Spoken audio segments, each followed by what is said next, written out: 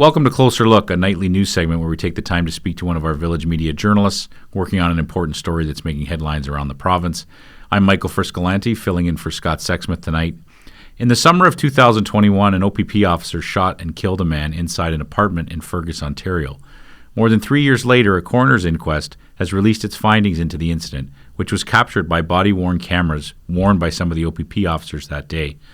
One of the key recommendations is that body cam footage, which shows Mathias Bunyan being pepper sprayed, tasered, and eventually shot 4 times in the chest, be used to help inform the training of future police officers on conflict prevention and de-escalation when dealing with someone suffering through a mental health crisis.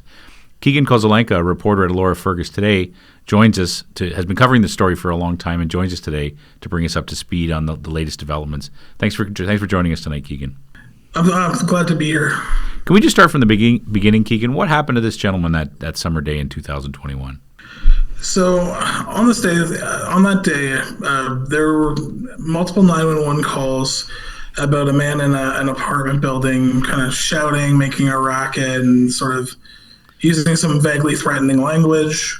A building supervisor had gone to the apartment, which was Mathias's apartment, knocked on the door and checked on him. He said he was okay, but the building supervisor did not believe him, so he called 911. And officers arrived, and Mathias was refusing to kind of come out. He ended up sort of barricading himself in a way in a closet in his bedroom.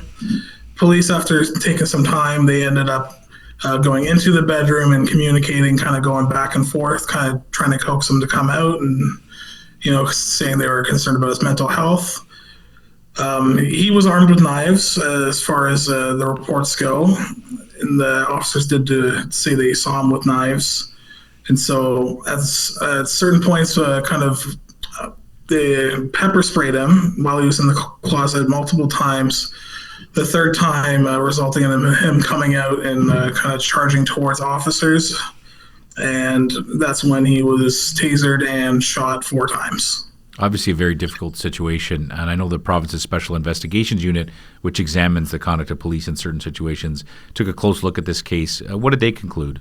The SIU concluded there was no criminal wrongdoing on the part of the police officer, and he was entitled to defend himself because of the knives. And Bunyan's family's been very vocal. Keegan, you've talked to them for coverage. You've written numerous stories about this case, this issue.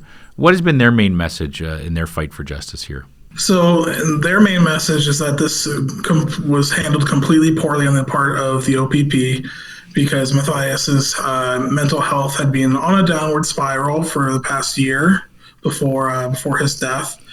And, just even recently, before then, he had been found outside, disoriented, confused, unsure of where he was, despite living in Fergus the whole time. The family was planning an intervention to perhaps have him held in a psychiatric facility.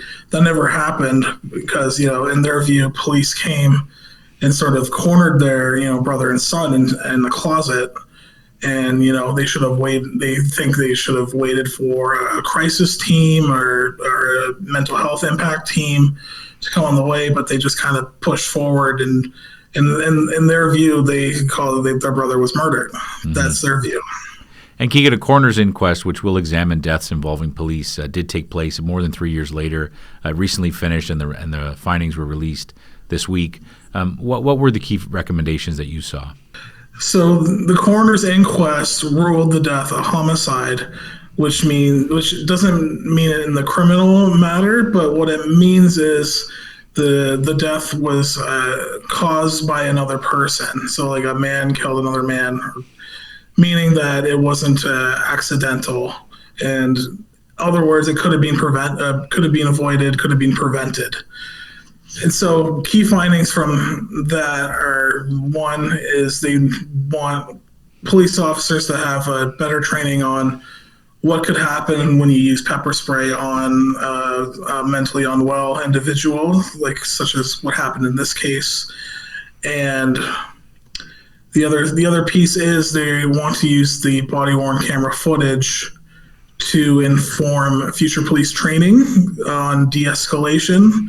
So when dealing with similar situations of, mentally unwell individuals. The family's reaction to that, obviously, basically one of the things that the inquest determined or recommends is that this incident didn't go very well. We should analyze the footage, and it should be used in future training on how to handle, like you said, de-escalation issues with people in a mental health crisis. How did the family react to that recommendation? And then does it give them some comfort in knowing that some good may come out of this tragedy? I hope it does give them some comfort. I've reached out to the family. They've directed all comments to their legal counsel. There is a lawsuit going about this, but ultimately, I think they're taking some solace that their feelings and thoughts towards what happened here are somewhat justified, and the coroner's report, coroner's inquest recommendations do reflect that. Has the OPP commented at all about the recommendations, Keegan? I have not heard comments from the OPP yet about this case. The recommendations are non-binding, so they're simply that. They're recommendations. Whether the police or police colleges, police training implement them, I guess we'll see. And I'm sure this is a story you'll keep up with as those things happen in the weeks and months to come. Keegan, thanks for joining us tonight. I appreciate it. Thank you.